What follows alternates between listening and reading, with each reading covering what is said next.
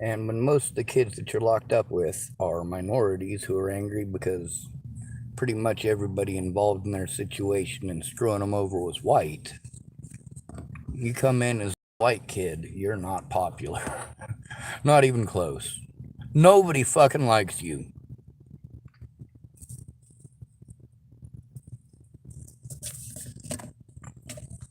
When you're the little white kid in the facility and your first day in the facility, the staff members, they're kind of nice to you and they talk to you and you do all your familiarity paperwork and watching your familiarity videos and this is what constitutes poor sexual conduct and this is what constitutes this and this is what constitutes that. If this happens, this is what you're supposed to do. It's called orientation. So you go through your orientation and they also ask you questions and you got to fill out the paperwork and you do a test and it's a whole debacle. It's a big pain in the ass. Once you're done with that, then they assign you to your dorm. And in Cstc, I was in Orcas Cottage most of the time. There were 3 cottages, and each of the cottages had 3 pods, or 4 pods, and each pod had 5 rooms. So altogether, the facility could hold about 60 kids. Now, I was lucky enough that my first week there, I was put into the same pod as a big black kid named Tim. He was half black and half Native American. He was huge. He had facial hair. He was massive. My God, was he big. I mean, he was bigger than most of the staff. He was bigger than all of the female staff. This guy was big. Well, he didn't like the white kid. And what do? Well, usually within the first day or two, those racist black kids will distract the staff members so 2 or 3 of them can beat the shit out of you. Well, with Tim, he wanted to beat me up himself. And he actually did beat me up. He beat me up a lot. And he kept getting away with it. And he kept, they wouldn't send him to a different cottage and they wouldn't send me to a different cottage. They did separate us into different pods for a little bit, but that's just because there's a racist kid. He saw a black person had come to his door, and he was bragging about this, by the way. This is what got him beat up.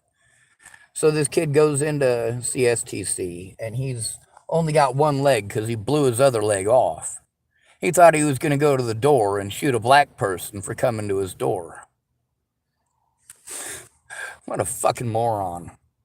Well, he wanted to come into Cstc using the N-word and fucking promptly got his ass beat. They didn't give a fuck he was in a wheelchair. You don't fucking call a black person that, especially in the goddamn system. He's lucky they didn't fucking kill him. Then he wanted to try starting fights with me, right? This dude is in a wheelchair. He's like he's getting fatter by the week. He's definitely big enough to grab a hold of me, especially pushing that wheelchair and chunking up like that. He could probably hurt me if he got a hold of me. Now, I did still have the problem of Tim didn't like me. He didn't like anybody who was white. And nearly the whole time I was there, it was nothing but problems. But also, I had a couple of staff members there who were real good to me. One of them named Arel, and he was a black Muslim. And another one, his name was Command Sergeant Major Reuben Greer. And, well, he was a black Christian. Since I was friends with both of those guys, and both of those guys took me under their wing and kept me safe,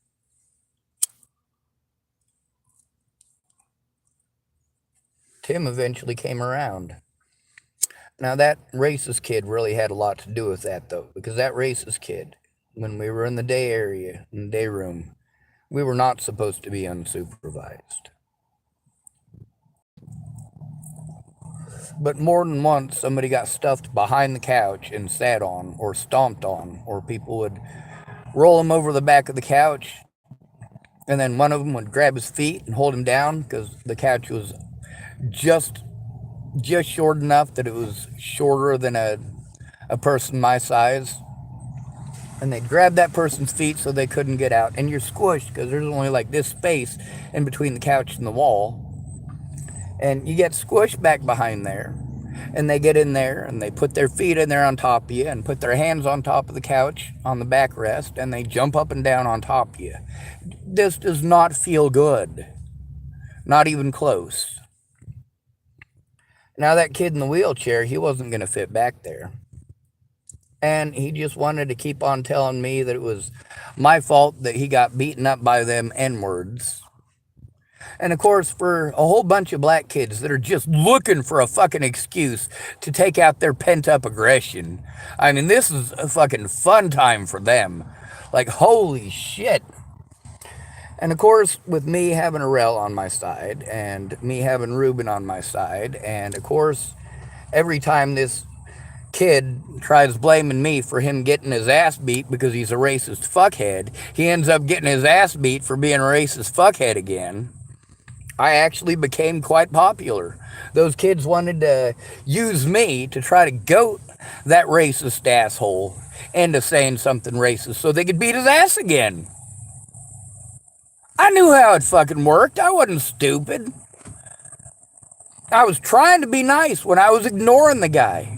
I'm like, all right, if I don't say nothing to this stupid piece of shit, if I don't acknowledge him, maybe he'll stop. But no, that didn't work. You know what that resulted in? It resulted in him getting his ass beat a lot. It also resulted in him because he couldn't get to the bench. You see, there's a coffee table, and it's not real heavy. He could move it by leaning forward and using his hand, but he also had to push off the couch. And it's this whole thing. It's not funny to laugh at, but really, it was fucking hilarious to watch. Here's this guy, he's trying to come at me because I'm ignoring him, and he's having to basically swim towards me by pushing a couch and a coffee table out of the way. I just get up and walk away. I mean, if he did get to the end of the coffee table and the couch and was able to push them both, and mind you, this is in a facility that has violent people in it. So this furniture is specifically designed so that you can't break it, so that you can't lift it up, so that you cannot throw it at people. By the way, Tim can pick up the couch and throw it at people. That's how we ended up getting part of the wall replaced. It was pretty cool. I told you he was very big. He was like 14 or 15 and he had fucking facial hair. A lot of facial hair. Like, he had facial hair.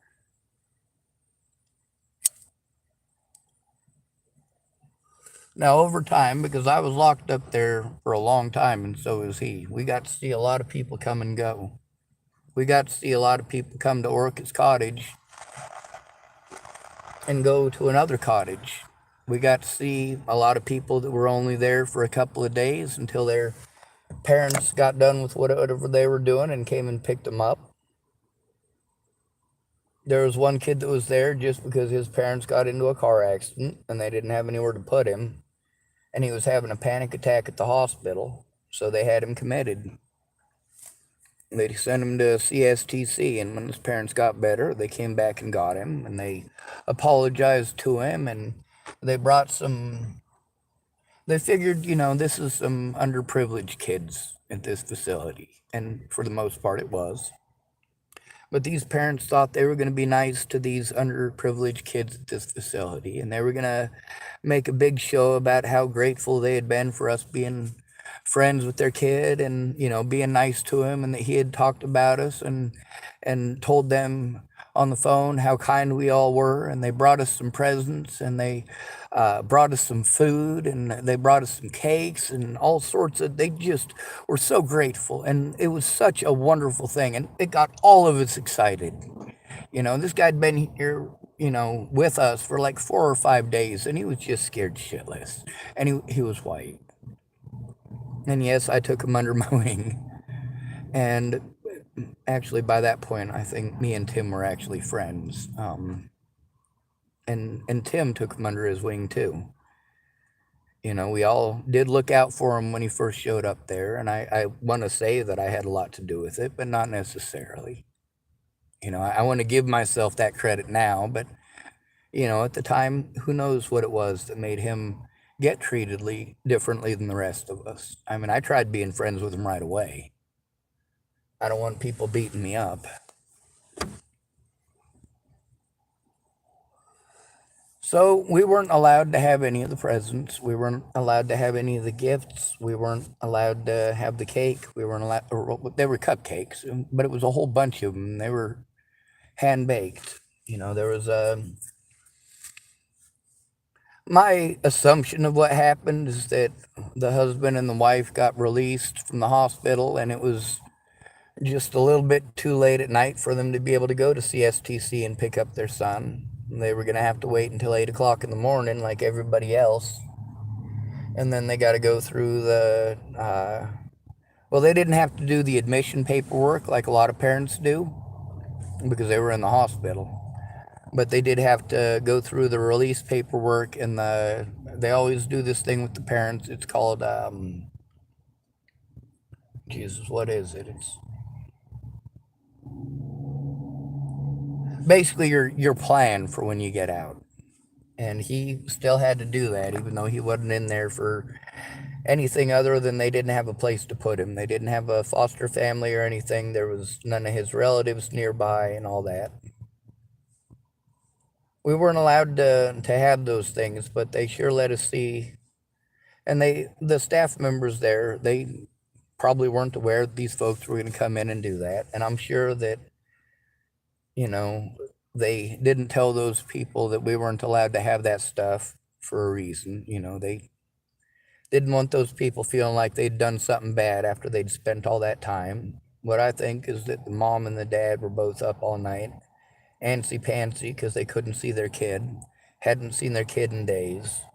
They knew he was locked up in a mental institution for children, and they probably just baked up a storm.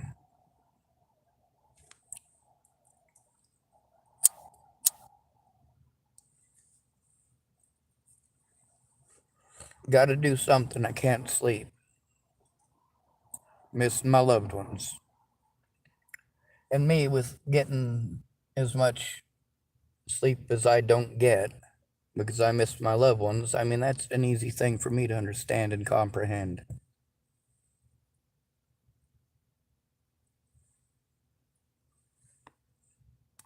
I don't have the luxury of pretending that racism doesn't exist. And that counts for both sides.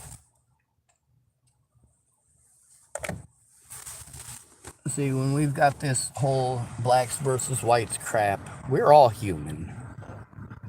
And the racism that is being perpetuated by both black and white individuals. But they're individuals within these groups.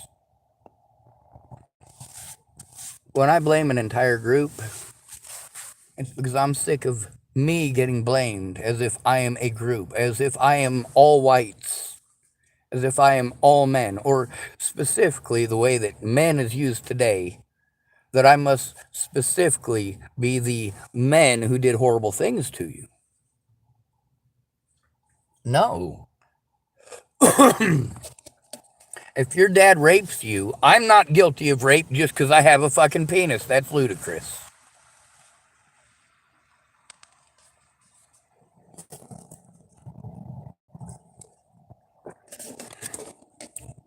This story is supposed to be about Tim, and I'm getting to that.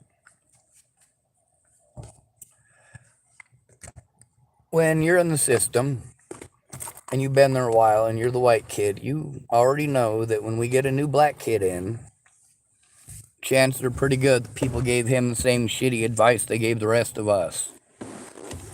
Hey man, when you get in there, you go and you find the biggest guy in there. The biggest guy in there. And whether you beat him up or not, whether you win the fight or lose it, they'll have some respect for you. And they won't mess with you. They'll look out for you, man. You go in there and you beat the shit out of the biggest guy. You might win. If you win, everybody will be fucking afraid of you and they won't mess with you. So you get this kid, he's going in there, he's fucking scared shitless, right? And he goes in and he sees Tim. Holy shit, no, he's not going to try that. Tim will break him in half on accident. And he goes and he looks at somebody who's about his size. He figures, well, I'll try to take out somebody my size. And they look at somebody their size and they go, no, he kind of looks like he might be able to fight. He might have some scrap in him. Holy shit, there's a little white kid. Well, fuck, that's a lot easier. I could beat the fuck out of that white kid real quick, fast, in a hurry, and everybody knows I'm a strapper who doesn't like white kids. I'm in like Flint. Well, the thing they don't understand is that white kid has had every single black kid who's gone to that facility since he got there try to beat his ass. That scrawny little fucking white boy will bite your face off if he's got to. He will grab a hold of your balls and fucking squeeze as hard as he can while he headbutts your face.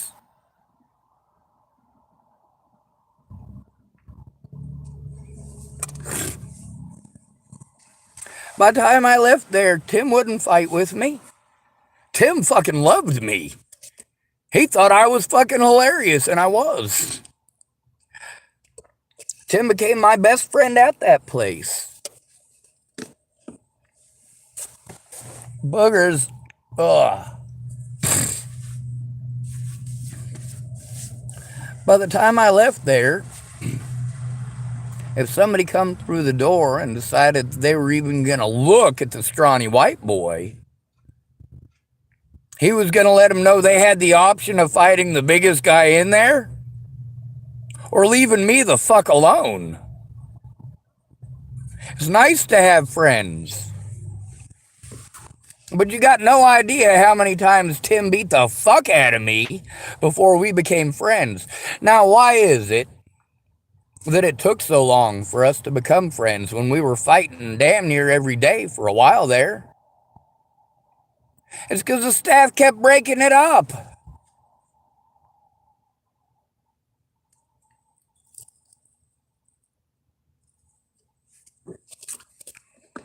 There was no clear victor.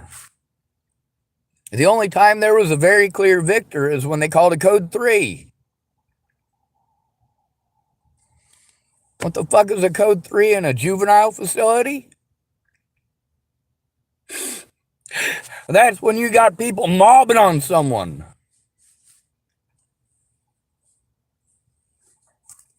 That's when you have a hands-on situation, but also, depending on what state you're in, they may call it something else. Depending on the type of facility you're in, they may call it something else. But when it all comes down to it, regardless of what they call it, yeah, there's a lot of staff members. When they call that code, they press that button. There's always a lady who's next to the keyboard in the office. The office is locked, and you guys have probably seen that glass in some of the movies where it's glass, but it's got the strands in it of wire, and they go back and forth this way and back and forth this way, and they make a bunch of... Well, they're supposed to be to keep people safe in case somebody like Tim, who's actually big enough to pick up the furniture, decides to throw it through the window at the staff members. So they're always there right next to the button, and when they press that button, the buzzer goes off in the other facilities, and next thing you know, you see two staff members running out of both of those facilities. So you got 4 extra staff members coming to your cottage, and then you got the extra staff at your cottage, who are already on it. I mean, they are there like fucking flies on shit.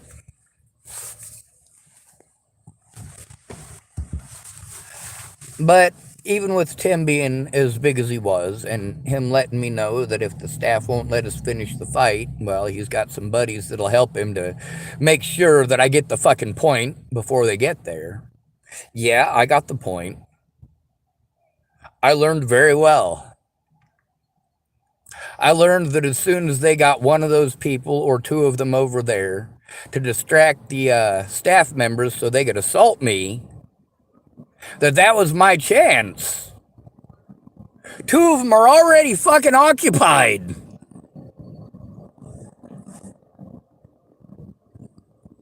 And that's where the whole betting thing comes in, and they're like, oh man, I tell you what, Tim would beat his ass, but Tim's over there distracting the staff. He's got a problem with an infection under his fingernail or something stupid like that, right?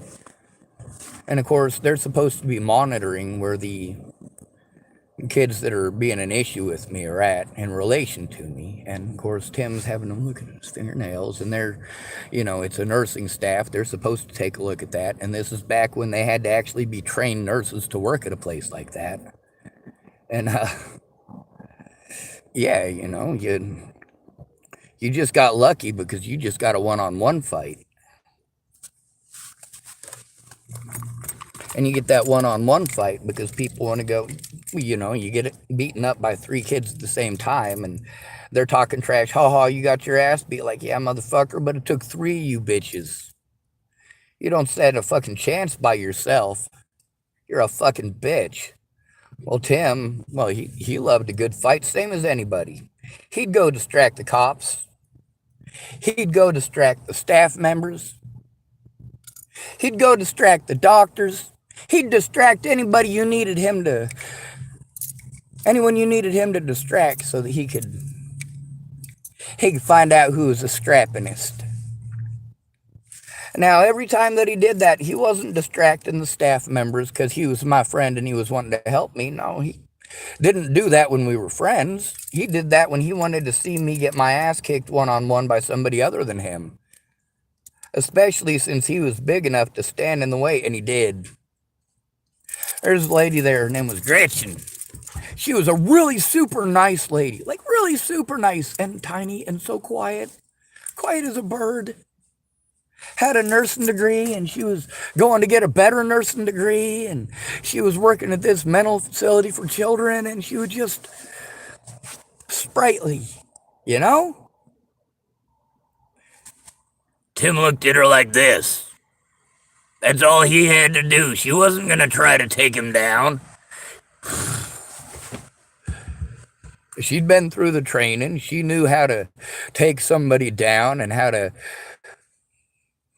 It's not going to work on Tim, and she fucking knew it. If Tim was standing in her way, she was going to let the fight happen. She did not have a choice in the matter. Tim didn't have to physically restrain her. He always put his hands behind his back and did that taunting thing. Oh my God, that pisses people off. Even a sweet lady like Gretchen.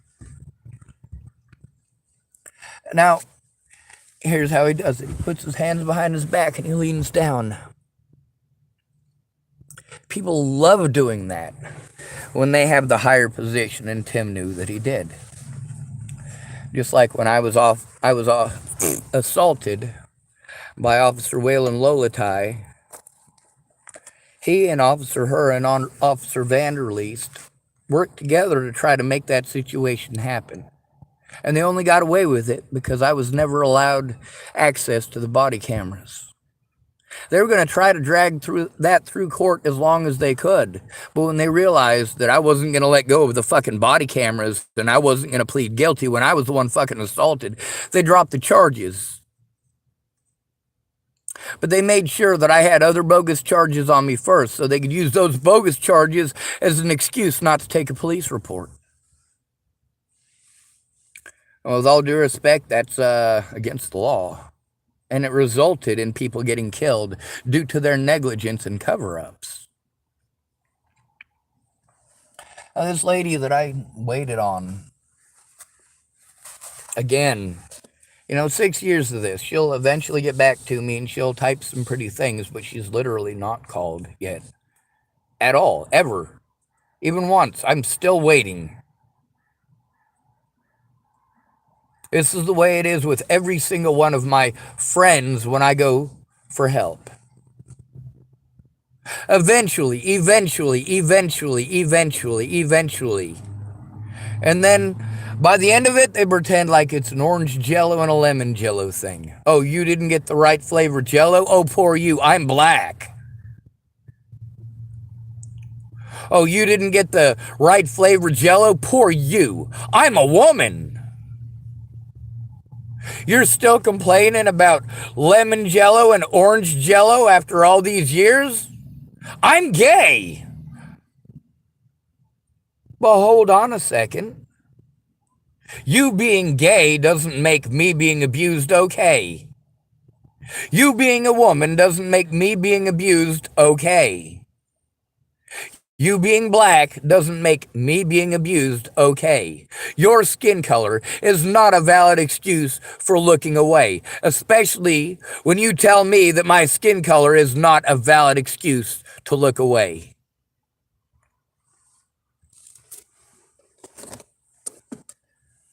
When you want to tell me as a man that I should not have an opinion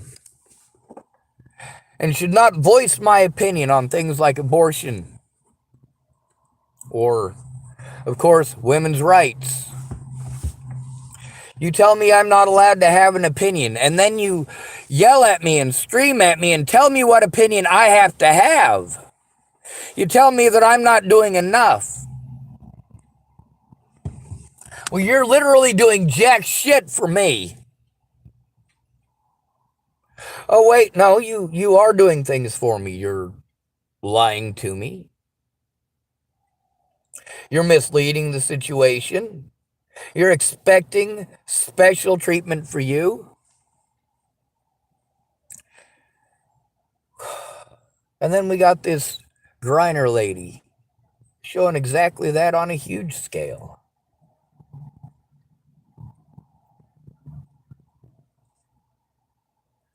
We get to see more and more every day how it's women's opinions that matter the most in America because men aren't allowed to have them.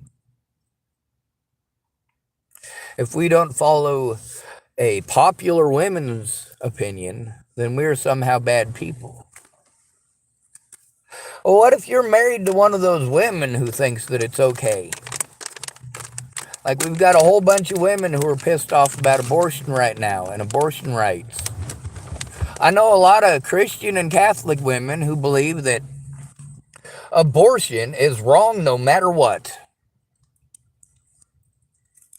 Now, the popular opinion that we keep getting pushed on us is that we can't have an opinion on it, but if we do have an opinion, then our opinion is supposed to be, and then followed by what you believe that we should all do.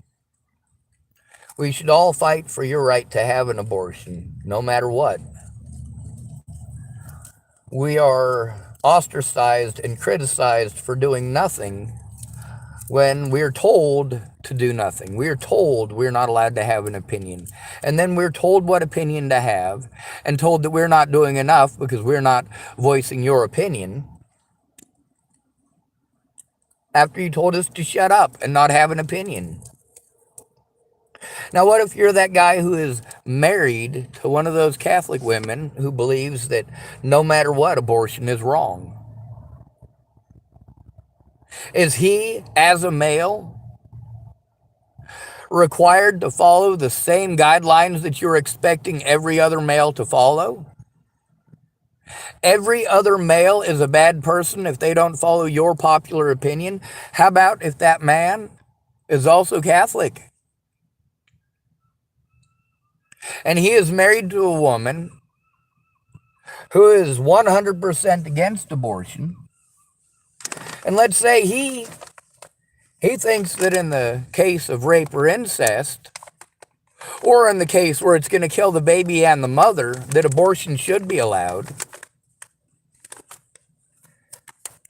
He's one of those of the similar belief in science as the one who allowed doctors to exist. Interesting piece of history, that's right. So, there's this Pope back in the day, and he decided that doctors were witchcraft. Your faith in the Almighty is what determines whether or not you heal or not. Your kid is sick? Well, if your kid dies, It's because you didn't have enough faith in God. Then the Black Plague came around. And, of course, same thing. We've got these doctors. These doctors must be spreading the plague. These doctors are trying to play God. These doctors are an abomination to God. Let's lock them all up. And so they did. And then, of course, the plague hit Rome. And the Pope was afraid of dying. He was seeing some of his best priests, the most pious men that he knew. And they were going off with their faith in the Almighty. And then he was hearing word that they caught the plague and fucking died. So what did he do? He ordered all the doctors to be let out of the prisons and jails. And he told them, if I survive this, you guys got yourself a job. God wills it!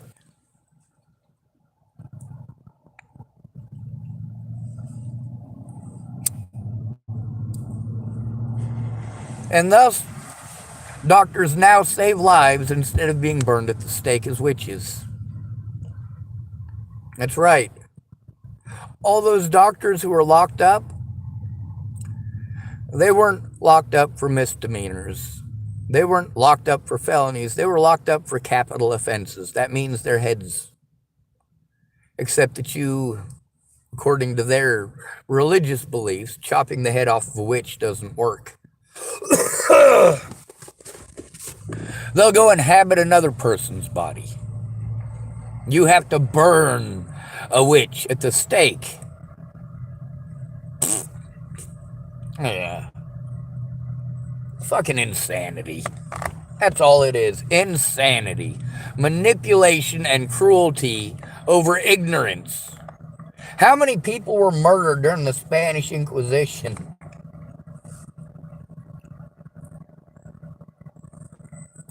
How about the battles between Mary, Queen of Scots, and her sister, Queen Elizabeth I?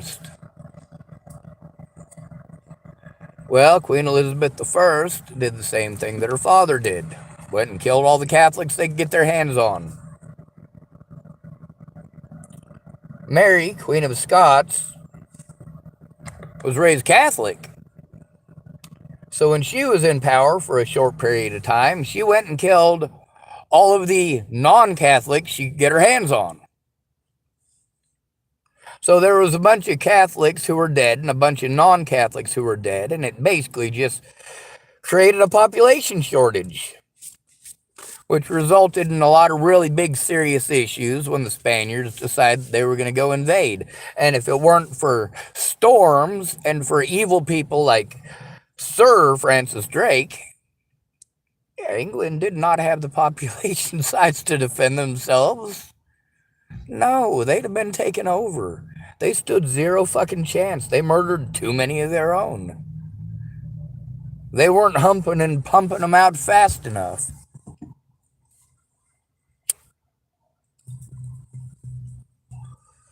But as some of you may know, even though slavery was made illegal in 1066 in England, which is well before Queen Elizabeth I was ever born,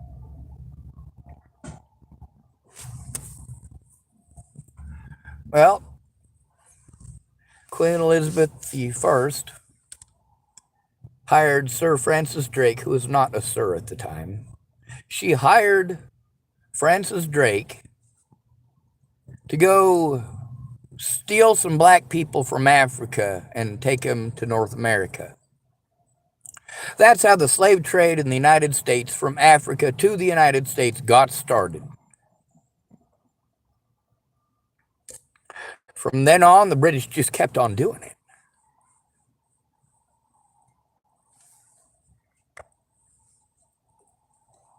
Well, the Spaniards were bringing over skilled laborers. The British were bringing over black people.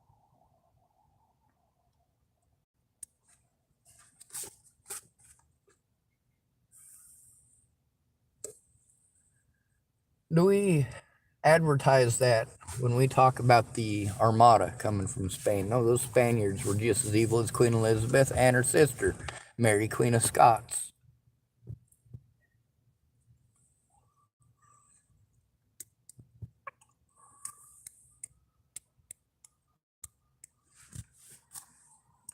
Queen Elizabeth I, the Virgin Queen, was no more a freedom fighter than she was a virgin.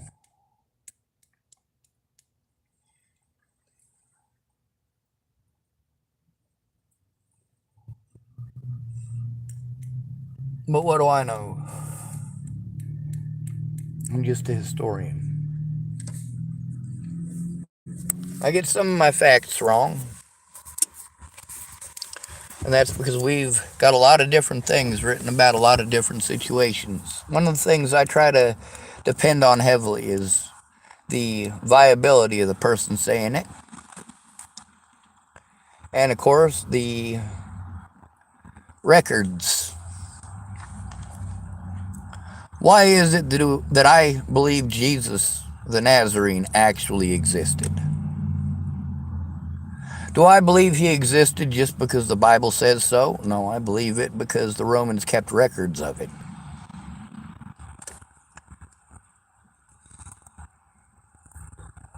The Romans were very good at keeping records. They were also real good about rewriting history after the fact.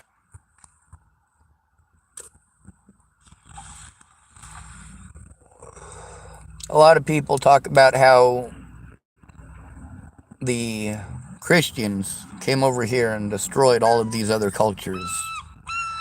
How we destroyed the Aztec, Inca, and Mayan writings, all of their books, all of their scriptures.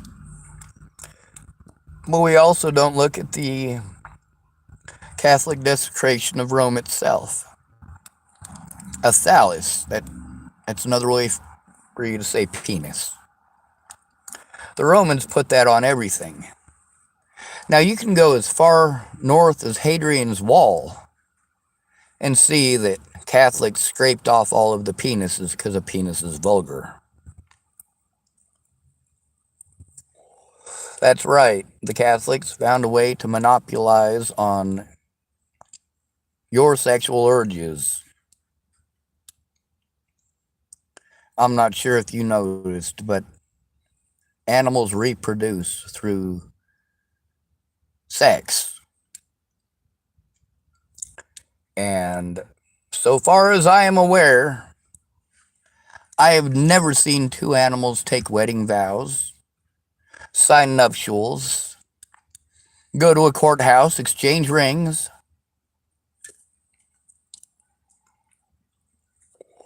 and file joint taxes.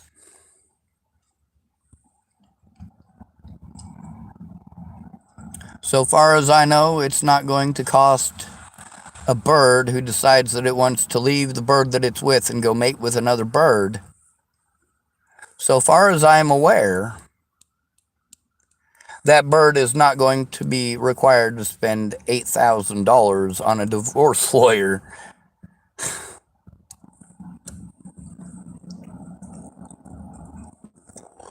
So far as I am aware, a bird that wants to live in a nest is allowed to build itself a nest. It doesn't have to go consult OSHA. It doesn't have to expend large amounts of labor to go get a bunch of chemical processed wood from the labor yard or for the lumber yard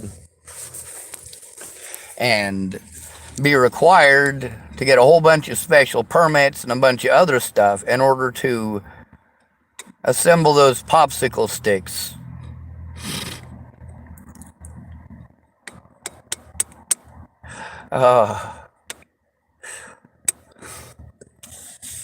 Yeah, that would be about the equivalent of a lumberyard for a bird. It would be popsicle sticks.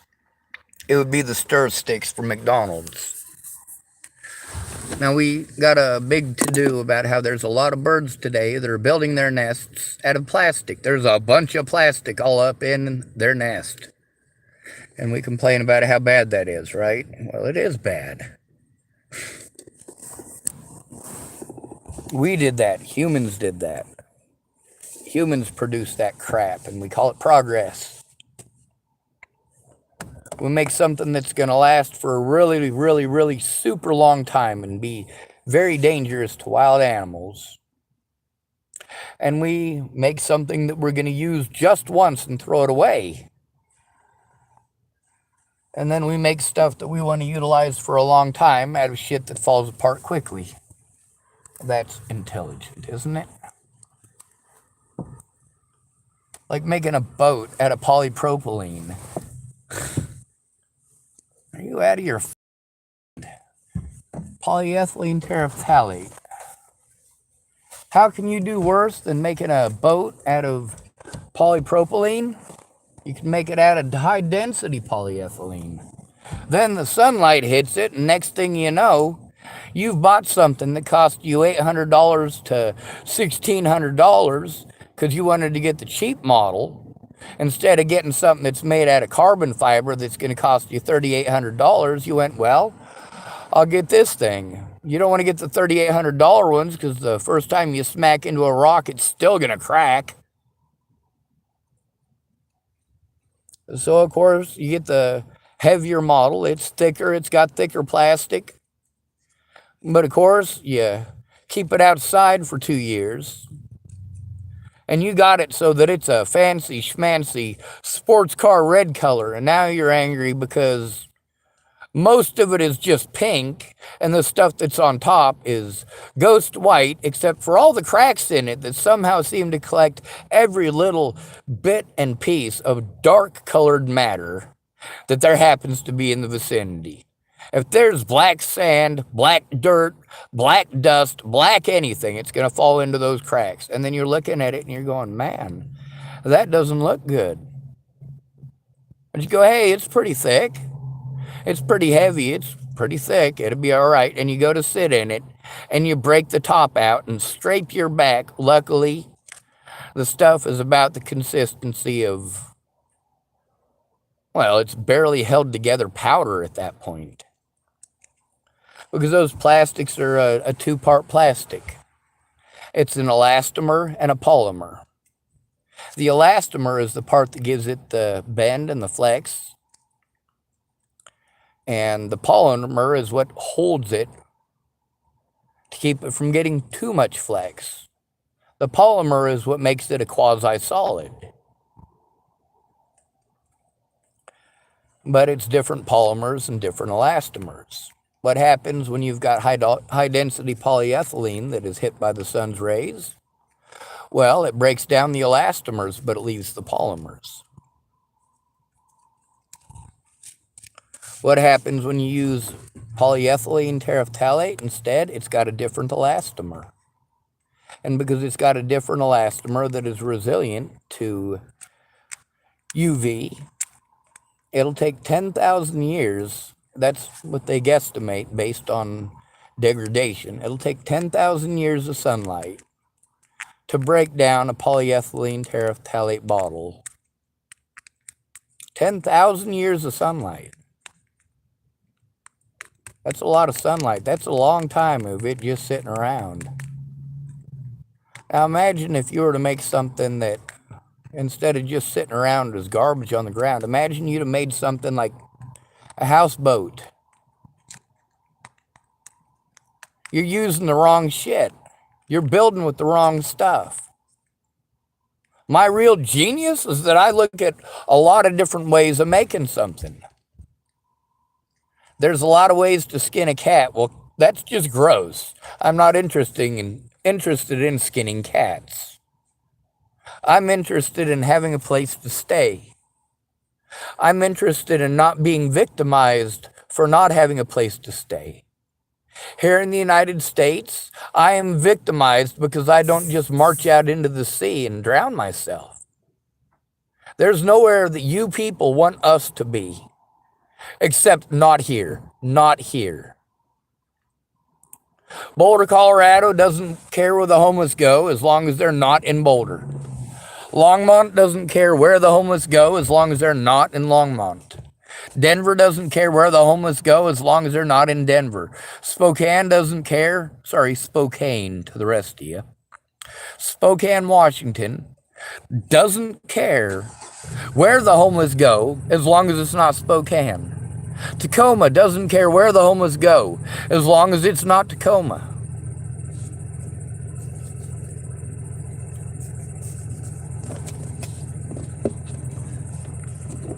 Between spending $100,000 a year to incarcerate them so people don't see them, and spending $250 on an expensive ass bus ticket to get them elsewhere, well, I want you to think about this.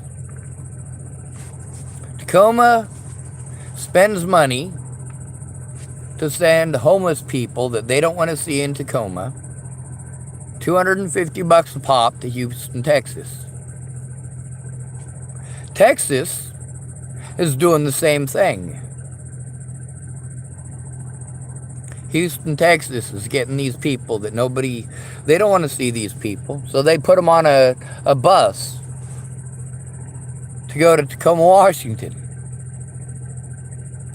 And then they wonder why it is that there's always an influx of homeless people, no matter how many times they try to get these homeless people out of their state and somewhere else. That somewhere else is sending them as many homeless people as they're sending out. Plus, there's the new homeless people. One town in Idaho was just recently on the news. Why? Because homelessness more than doubled in just 1 year. The numbers for homelessness right now are about 2.1 million people in the United States, where it was only about 500,000 in 2019. That is a substantial and significant increase.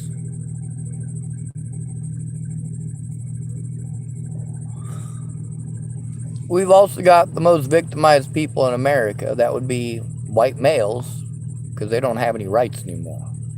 Special rights done took all the rights away from everybody. And now only if you're part of a special rights group do you have any rights whatsoever. And that's only if you're enough of a person in their mind for you, of course, to be recognized. If you're a black homeless man who is fighting for BLM and you're assaulted, BLM isn't going to give a fuck. You're still homeless, regardless of the fact that you're fighting for them, regardless of the fact that you're black, regardless of the fact that they're using the things that have happened to you to try to speak up for all black people.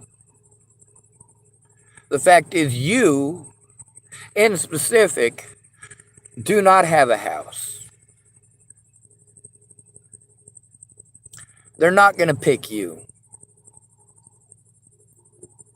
They want their victims to be perfect, same as any other group. They want to be able to show a perfect victim and say, this is what we're all represented by. This perfect and pristine 18-year-old black girl who didn't do anything wrong and was victimized. She's representative of all of us black people. She's a perfect little angel, and we want that to be representative of all of us. We don't want to acknowledge our personal achievements. We want to live off of someone else's. We don't want to acknowledge our achievements because some of y'all, your achievements are fucking nasty. And obviously, you're doing the same things that you're complaining people have done to that girl. You do those same things. Now, you don't want people to know that you do those same things. You don't want it to be recognized that you do those same things. When the numbers show that you and your group are just as capable of doing evil as the KKK, you want to just not acknowledge it, pretend that it didn't happen.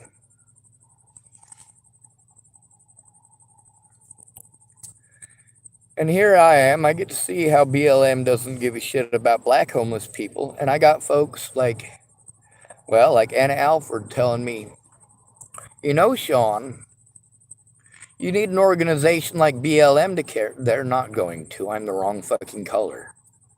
I'm also homeless. BLM doesn't give a fuck about black homeless people. Why the fuck would they give a fuck about me? Meanwhile, you're supposed to be my friend. Why don't you care? Why are you trying to shove me off on BLM? Especially knowing that they're a racist hate group.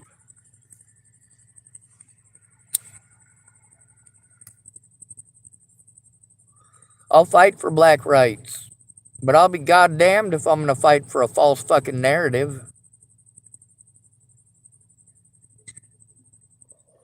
Especially when selling that false fucking narrative has gotten so many of my loved ones killed. All these horrible things that I got to hear from people that I knew about black people, about how they're all rapists, and about how they're all murderers, and about how they're all junkies, and about how none of them will get a job, they're all lazy, and so on and so forth. The same shit I heard about Mexicans. The same shit I heard about Jewish people. The same stuff I heard about immigrants. The same stuff I heard about Native Americans. They're all a bunch of child molesters. They're all a bunch of rapists. And even Donald Trump wanted to push that shit on us, didn't he?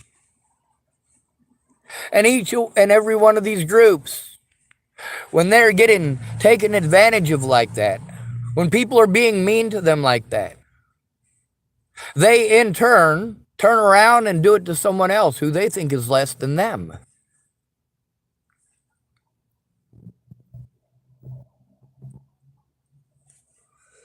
And I've seen enough people start fights with homeless people to know that there's a lot of Native Americans who will target a homeless person. There are a lot of black people who will target a homeless person. There are a lot of white people who will target homeless people. There are a lot of Christians who will target homeless people. There are a lot of homosexuals that will they'll pick a homeless person to take it out on. Why? Because people care about LGBT more than they care about the homeless. And for that LGBT person, knowing that people hate the homeless more than they hate the LGBT community, that tells that person from the LGBT community, first of all, that they can speak. It's okay for them to speak. They should be allowed to speak. And also that they have someone else that they can take things out on when they don't get their way. Now, like I've been saying, all of our predators have names. LGBT is not the name of even one of my predators. Black is not the name of any of my predators. White, well, actually, I got to take that back. White is the last name of one of my predators. She also happens to be a heavy-set black female who's a drama hound. Actually, her name is White. It's White Man. So if you want to blame a white man, you can blame Katie White Man. That is literally her last name. It's not Katie White, it's Katie Whiteman. So I guess one of my predators is named White Man.